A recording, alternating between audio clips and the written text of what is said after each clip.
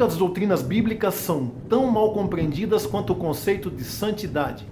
Desde os primórdios do cristianismo, que gerações de cristãos flutuam entre o ascetismo extremo e a libertinagem desenfreada. Olá, eu sou o Fábio, você está no canal Zambujeiro Enxertado na Oliveira. E no vídeo de hoje nós vamos tentar jogar um pouco de luz nesse importante assunto, principalmente em tempos em que a moralidade bíblica está sendo tão atacada. Volto depois da vinheta.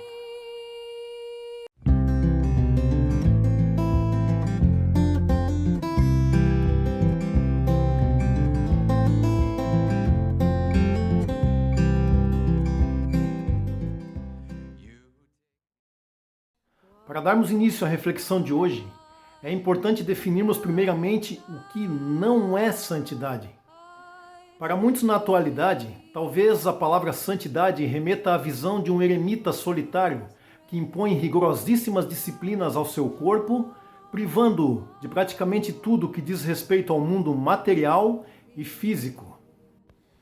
Isso nos leva a um homem chamado Antão, considerado o primeiro monge. Nascido em 250 depois de Cristo, Antão, ao tomar conhecimento das palavras de Jesus que disse: "Venda tudo o que tem para dar aos pobres", Antão, aos 20 anos de idade, vendeu tudo o que tinha, deu aos pobres e foi morar entre os túmulos para ficar longe da corrupção da sociedade daquela época. E muitos seguiram os seus passos, tornando-se também eremitas. Pessoas que largaram toda a vida secular para se dedicar exclusivamente à vida espiritual e devocional. E muitos são os relatos de testemunhas oculares que presenciaram as maravilhas que Deus operou através dessas pessoas. O monasticismo foi muito importante, principalmente no século IV depois de Cristo, quando Constantino subiu ao trono de Roma e supostamente converteu-se ao cristianismo. Então a igreja deixou as catacumbas e foi habitar os palácios. Misturou-se com muitos elementos pagãos, o que produziu mais crentes nominais do que crentes de fato. Em meio a toda essa apostasia, os monges conservaram a ortodoxia e a santidade bíblica. Mas o monastério também teve seus problemas. Não foram poucos os casos relatados de excentricidade, soberba, sensação de superioridade espiritual, formação de castas, crentes de primeira ordem, segunda ordem e terceira ordem, o que de modo nenhum está prescrito na Bíblia. Aos poucos o movimento foi se esvaindo, mas não sem antes deixar uma herança aos cristãos da atualidade, principalmente em igrejas pentecostais de grande rigor de usos e costumes. Eu chamo rigor de usos e costumes e não rigor doutrinário, porque há uma diferença imensa entre usos e costumes e doutrina bíblica. Igrejas que confundem usos e costumes com a doutrina bíblica trazem um pouco desse ascetismo que foi demonstrado por tantos séculos no monasticismo. Há um caso extremo em que, logicamente, eu não vou contar nem a localidade e nem o nome dos envolvidos, mas há um relato de um casal que procurou um médico para ver uma ferida da esposa que se situava entre o umbigo e a pelvis. E essa ferida muitas vezes corria pus nela e nunca cicatrizava.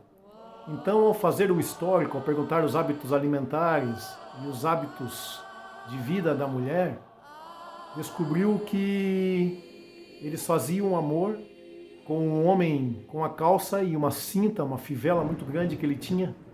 Ali ele não tirava e aquilo roçava constantemente. E o médico, ao perguntar o porquê disso, eles responderam que ele não tirava a calça para não ofender os anjos. Isso não é santidade. Isso é demência. Isso não é fé.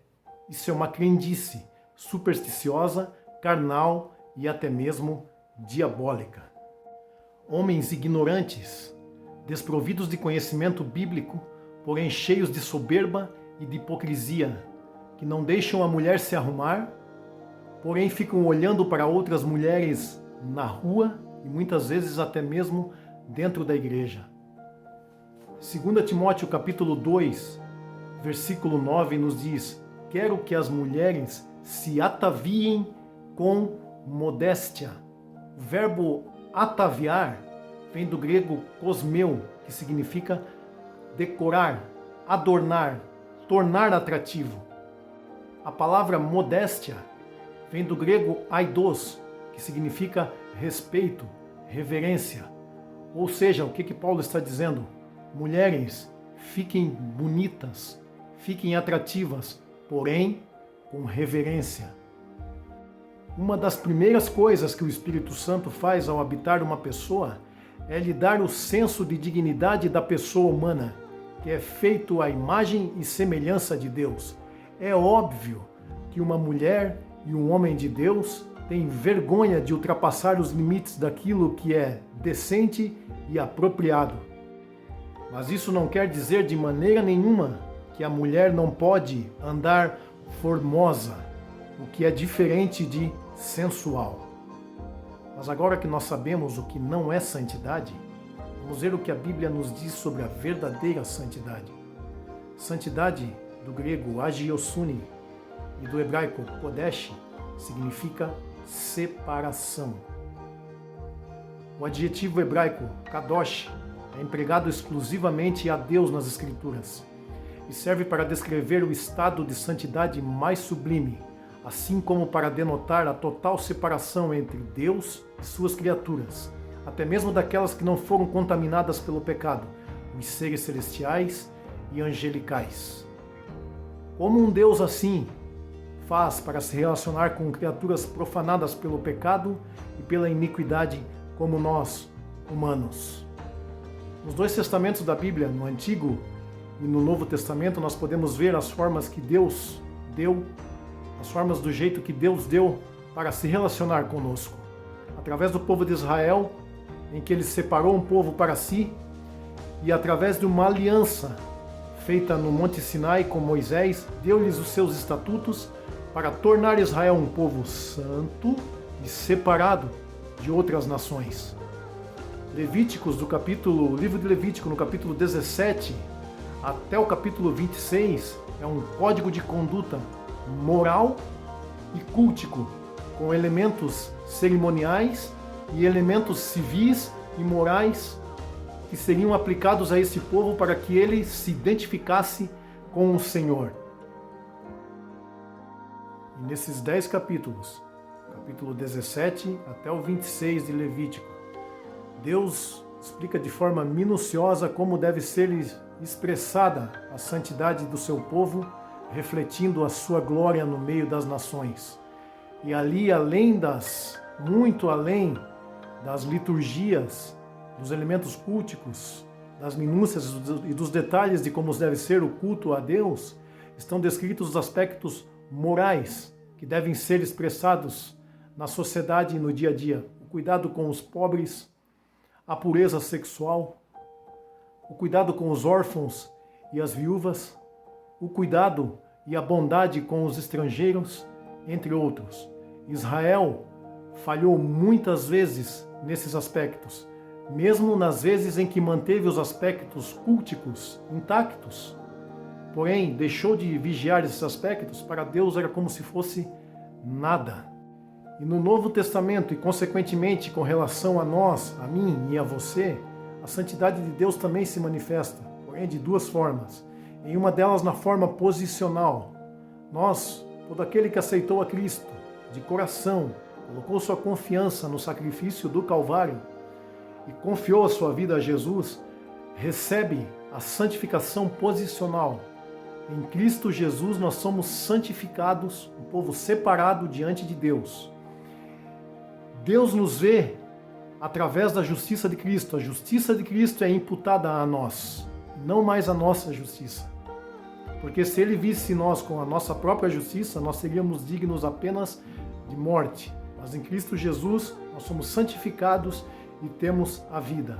E agora vem a mais difícil, no que a igreja muitas vezes falha, eu e você muitas vezes falhamos, que é a santidade progressiva, que é a santidade que tem que ser desenvolvida no dia a dia. Como? andando, se deixando levar, guiar pelo Espírito Santo de Deus e não cumprindo os desejos e as concupiscências da carne. Francisco de Assis, para os católicos, São Francisco de Assis, para nós, o irmão Francisco de Assis, dizia que ele tem um irmão burro com ele, que é a sua própria natureza pecaminosa, e como um animal selvagem tem que ser domesticado. Quais são os desafios para nós, nos dias de hoje, para guardarmos a santidade de Deus? Maiores desafios da modernidade, né? Sexo, poder e dinheiro. Por negligenciar a sua santidade posicional, por perder a noção de que é santificado em Cristo e que para isso precisa andar segundo o Espírito e não segundo a carne, muitos crentes perpetram escândalos que fazem até os mais devassos corar. Por quê? Negligenciaram a sua natureza pecaminosa, que nos acompanha, infelizmente vai nos acompanhar até a morte, até que Deus faça nova todas as coisas, incluindo nossa natureza pecaminosa sendo dissolvida e no lugar dela um corpo glorioso e feito à imagem do Filho de Deus. Uma das mentiras mais perniciosas desse sistema maligno é que prega em todo o mundo, seja na cultura, na educação, no entretenimento, de que fazer a vontade de Deus é se privar dos verdadeiros prazeres. Digo com autoridade, na área do sexo, por exemplo, é muito mais gratificante você estar casado com uma só esposa, em um casamento de fidelidade e compromisso, é muito mais gratificante sexualmente e emocionalmente do que 1000 parceiras. E na área do dinheiro, o dinheiro é um ótimo servo, porém um péssimo senhor.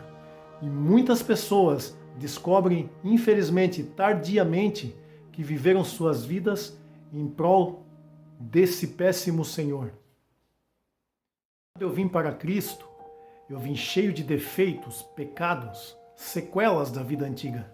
E por muito tempo eu tive dificuldade com esses pecados. Então aprendi a ir ao Senhor em oração, em leitura da sua palavra, em se envolvendo com as coisas de Deus, e Ele trabalhando em minha regeneração. E colocou novas sensações, tirou velhas vontades, e eu pude vivenciar novas situações, novos sentimentos, e junto com ele veio a plenitude, a satisfação plena emocional, espiritual. Muitas vezes nós teremos dificuldades ainda com a nossa velha natureza, que habita em nós. No entanto, é a carne e o espírito. Vai se sobressair aquele que você alimentar mais. Eu espero que esse vídeo tenha ajudado você, que a gente possa ter colocado um pouco de luz sobre esse assunto, que você possa prosseguir firme. Não esqueçamos a passagem de Hebreus capítulo 14, versículo 12. Seguimos a paz com todos e a santificação, sem a qual ninguém verá o Senhor. Deus abençoe a todos e até o próximo vídeo.